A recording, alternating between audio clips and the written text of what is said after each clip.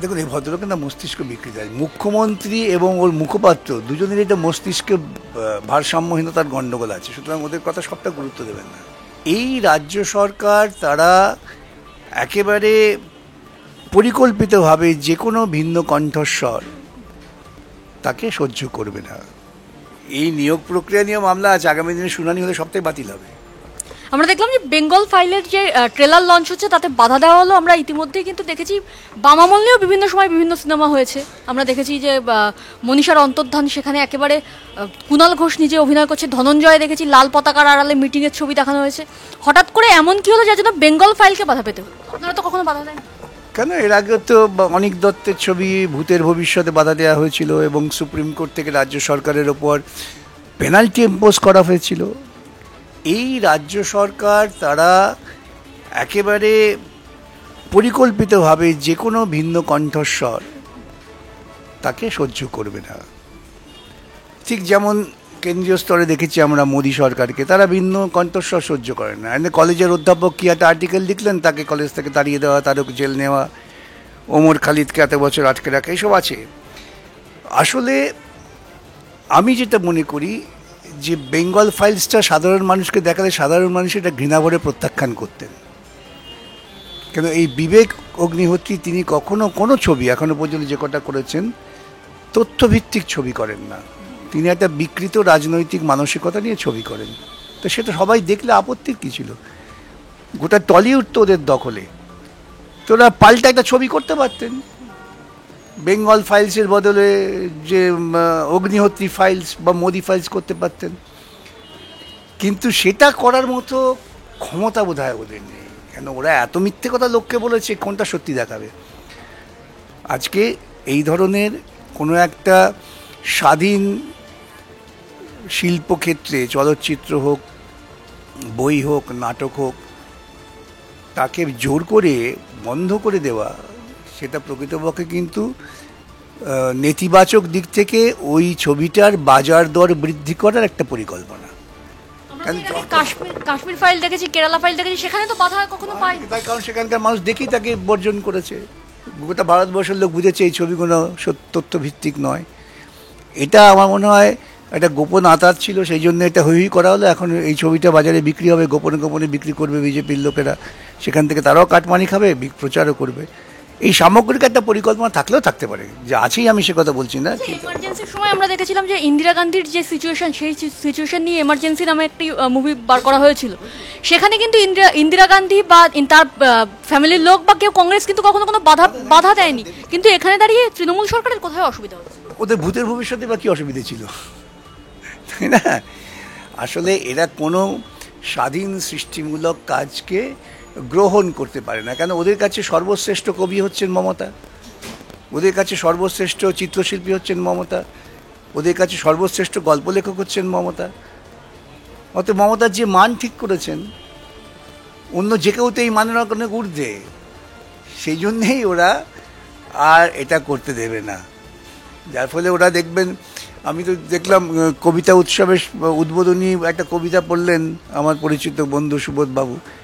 সে কবিতাতেও তিনি রবীন্দ্রনাথের 22শে শ্রাবণের সঙ্গে অগ্নিকন্যাকে জুড়ে দিয়েছেন।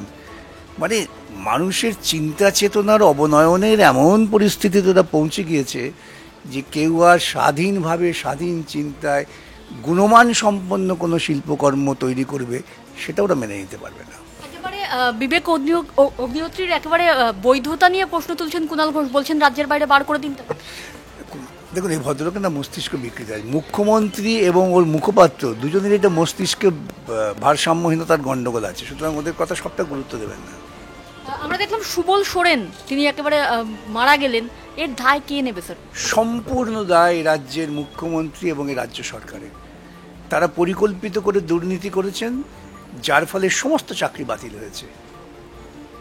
এবং দুর্নীতি করে চাকরি বাতিল হয়েছে এবং সেটাকে বৈধতা দেওয়ার জন্য সরকার অতিরিক্ত টাকা বরাদ্দ করেছিলেন নতুন পদ তৈরি করে।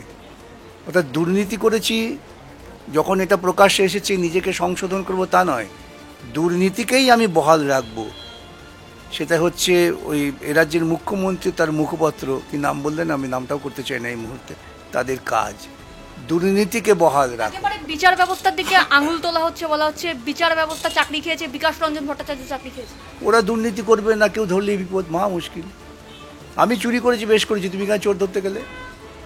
তুমি যদি চোর না ধরতে তাহলে চোরের তো সাজা হতো না, অত চোরের সাজা হয়েছে এই জন্য তুমি দায়ী। এই হচ্ছে যুক্তি ওদের। আমরা অভয়াকাণ্ডের সময় যে ছবি দেখেছিলাম যে আরজিকর থেকে একেবারে অভয়ার দেহ নিয়ে পুলিশ পালিয়ে যাচ্ছিল, সেই ছবি কিন্তু আবারও দেখা গেল।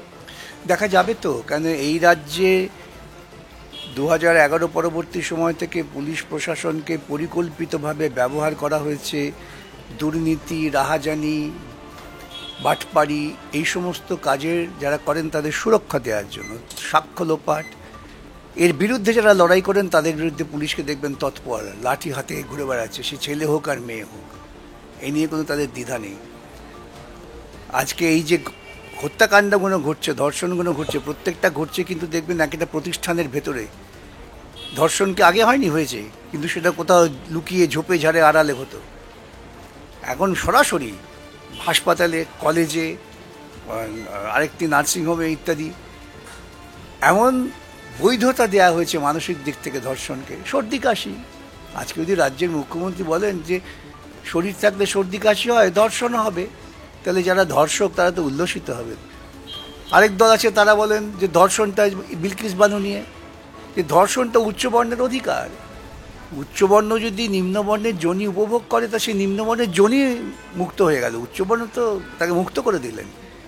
এই যে মনুবাদী দর্শন, যেই দর্শনটাকে লালন পালন হচ্ছে গোটা দেশ জুড়ে এবং পশ্চিমবঙ্গে, তারই অভ্যর্থ পরিণতি ধর্ষণ। সেজন্য ধর্ষকদের সুরক্ষা দাও, এই ধর্ষণের বিরুদ্ধে যারা বাড়াবাড়ি করছে তাদের পিটিয়ে দাও, জেলে ভরে দাও। একদিকে আমরা যখন দেখছি যে পার্থ চট্টোপাধ্যায় তার শর্ত সাপেক্ষে জামিন হচ্ছে, অপরদিকে দেখা যাচ্ছে একেবারে এসএসসির 1 মাস আগে অ্যাডমিট কার্ড দেওয়া হচ্ছে। পার্থ চট্টোপাধ্যায় জামিন পেতেই পারেন, এটা তার মধ্যে আমি খুব বেশি ভুল দেখছি না। কেন সংবিধানের যে আর্টিকেল 21-এর অধিকার আছে, তাতে একটা মানুষ তো দীর্ঘকালীন বিচারহীন অবস্থায় থাকতে পারেন না জেলে, সেদিক থেকে তিনি জামিন পেতে পারেন। কিন্তু তিনি জামিন পেয়েছেন বলেই যে তার দুর্নীতির বৈধতা পেয়ে গেল তা নয়। আসলে রাজ্য সরকার দুর্নীতির বৈধতা বজায় রাখার জন্য বিভিন্ন সরকারি কর্মচারীদের বিরুদ্ধে ব্যবস্থা নেওয়ার জন্য যে অনুমোদন দরকার, সে অনুমোদনটা দিচ্ছেন না।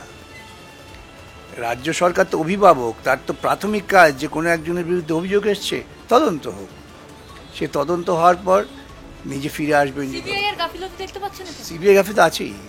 সিবিআই কি রাজ্য সরকার এবং সিবিআই এর মধ্যে যে সেটিং, সেই সেটিং তত্ত্ব এখানেও খাটছে? এটা সাধারণ মানুষ তো ক্রমশ এটা মেনে নিচ্ছেন, আমাদের আর বলতে হচ্ছে না। আমরা যখন বলতাম তখন অনেকে কানাঘুষো করতেন, এখন সাধারণ মানুষই বলছেন এর সেটিং আছে।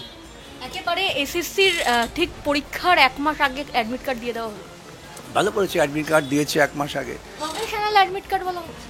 প্রভিশনে তো হবে, কারণ মামলা নিয়ে আছে তো, এই নিয়োগ প্রক্রিয়া নিয়ে মামলা আছে, আগামী দিনে শুনানি হলে সবটাই বাতিল হবে।